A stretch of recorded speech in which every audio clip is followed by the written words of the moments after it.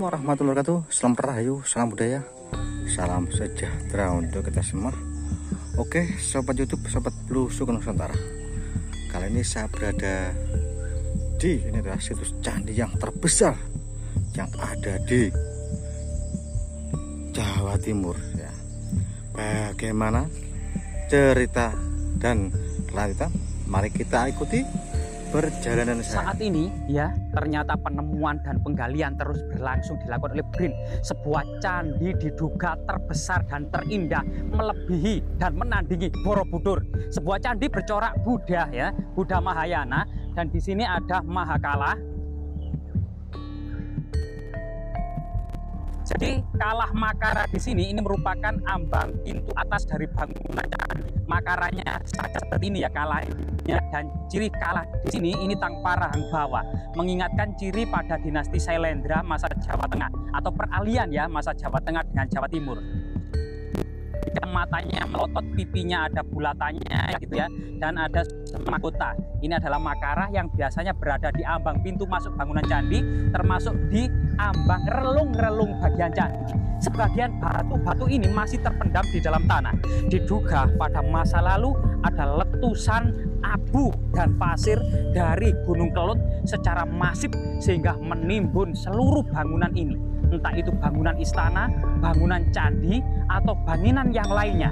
Namun kita akan bisa memecahkan teka-teki itu dengan arca-arca yang ditemukan serta panteon-panteon yang mengindikasikan sebuah bangunan suci berciri agama Buddha Mahayana. Di belakang kita yang dikelilingi pagar kawat ini ternyata ada sesuatu yang lebih besar dari dugaan. Ternyata ada Makara dan Dwarapala terbesar di Jawa Timur. Coba kita lihat teman-teman dari sini ya. Nah ini. Nah, Makara raksasa seperti ini terbentuk oleh pahatan-pahatan dari para intelektual cendekiawan pada masa Kadiri gitu ya, diduga pada masa Kadiri, dengan pahatan yang sangat-sangat indah sekali. Dan inilah Makara dengan bentuk seperti gajah mina ya, perpaduan antara ikan dan belalai gajah. Bahkan belalainya itu seperti benang sari, itu sampai menopang tilin ya, atau makhluk mitologi yang berada di atas Padmasana yang bagian depan nanti bisa kita lihat. Jadi gajah mina ini merupakan filosofi dari kendaraan Dewi Gangga yang bisa hidup di air dan bisa hidup di darat ya. Diduga Makara ini merupakan bagian pipi kiri kanan gerbang masuk bangunan suci yang ada di timurnya. Jadi diduga bangunan suci ini menghadap ke barat, sebagaimana susunan kedua Makara yang masih presisi hingga saat ini ya. Nah ini, sedangkan di samping kanannya yang sudah digali adalah arca Dwarapala ya, yang sangat besar juga. Diduga di samping kiri yang masih terpendam oleh abu vulkanik Gunung Kelut ini juga ada Dwarapala. Sedangkan candi yang terbesarnya berada di belakang masih tertutup oleh lapisan abu vulkanik ya, sangat dalam sekali, sekitar 4-5 meter di dalam tanah. Diduga ada bencana dahsyat di masa lalu sehingga menimbun berbagai macam tinggalan yang berbau era Kerajaan Kadiri. Kerajaan Kadiri sebenarnya eksis ya, memimpin Jawa Timur ini mulai tahun 1042 Masehi hingga tahun 1222 Masehi, yaitu antara abad ke-11 sampai awal abad ke-13 Masehi. Kemudian digantikan Singosari ya. Nah ini. Selain kemudian Makara yang sangat besar, nanti kita ulas lagi ya, balok-balok batu bata merah ini cukup banyak. Jadi balok-balok batu merah yang tinggal fragmen ini banyak sekali. Bahkan di sini itu jejak pembakarannya ya, lebih dari 1000 derajat Celcius sampai meleleh batu bata merahnya. Lah ini.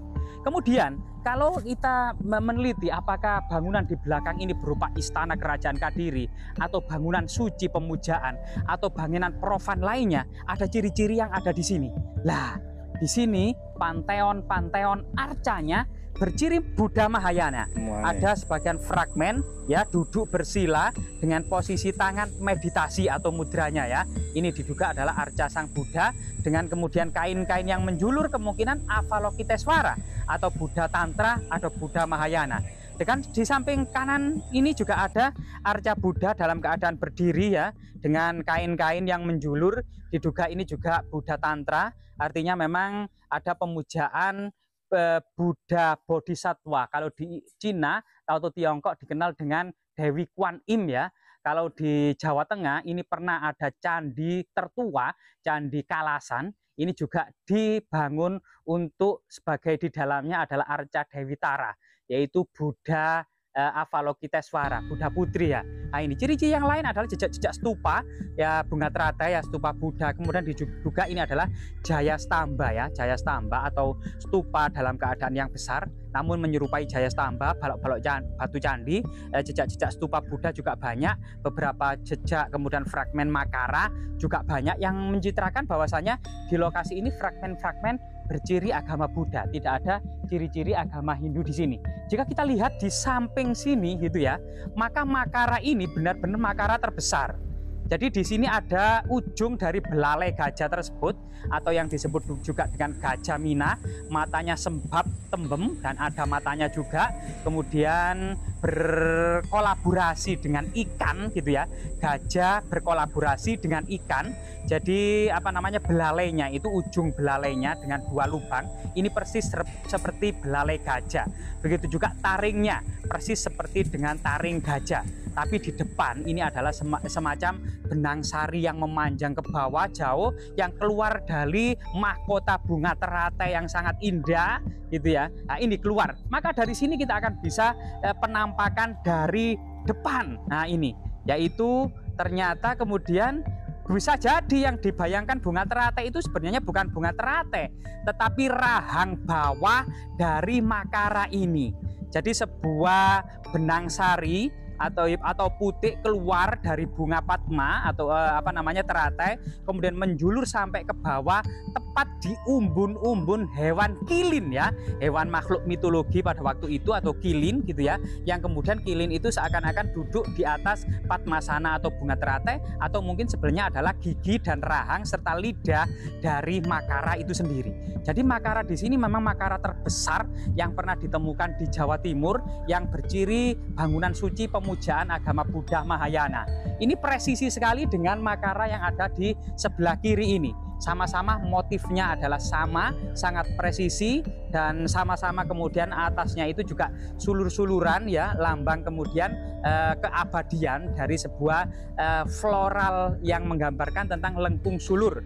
Nah kemudian juga ada gigi-gigi, ada taring, ada apa namanya belalai, malah belalainya yang sebelah kiri ini berada di sebelah kiri. Kemudian ada bunga teratai yang dengan benang sari dan putiknya ini menjulur sampai ke bawah sampai umbun-umbun hewan kilin yang itu juga duduk di atas bunga teratai atau duduk di atas gigi, lidah dan rahang dari Makara itu sendiri.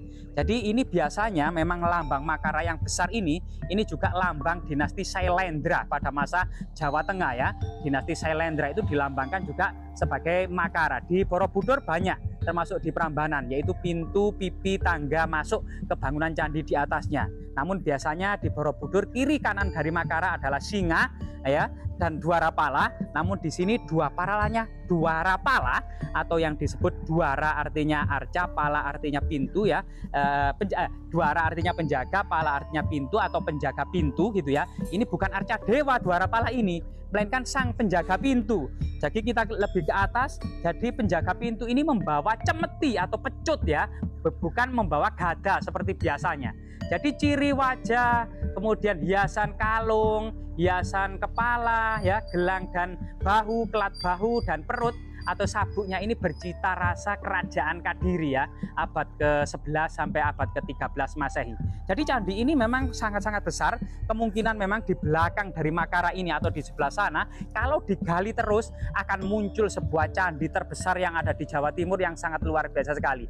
Namun saat ini entah sebab apa ya, penggalian ini terhenti. Penggalian di sini dilakukan oleh BRIN ya, salah satu lembaga ilmu pengetahuan nasional. Dan ekskavasi harapan dari masyarakat memang agar bangunan yang utuh, yang besar, yang raksasa yang ada di belakangnya mungkin lebih indah dari Borobudur itu akan terungkap kembali ya. Semoga kemudian Balai Pelestari Kebudayaan, BRIN, Puslit Arkenas, maupun Balar segera melakukan ekskavasi secara besar-besaran untuk mengungkap situs ini secara komprehensif, holistik, dan fundamental serta integral ya. Semoga kemudian situs ini membawa manfaat bagi masyarakat desa setempat, termasuk kemudian menunjukkan jati diri serta kejayaan peradaban Nusantara di masa kuno, teman-teman. Semoga bermanfaat, teman-teman.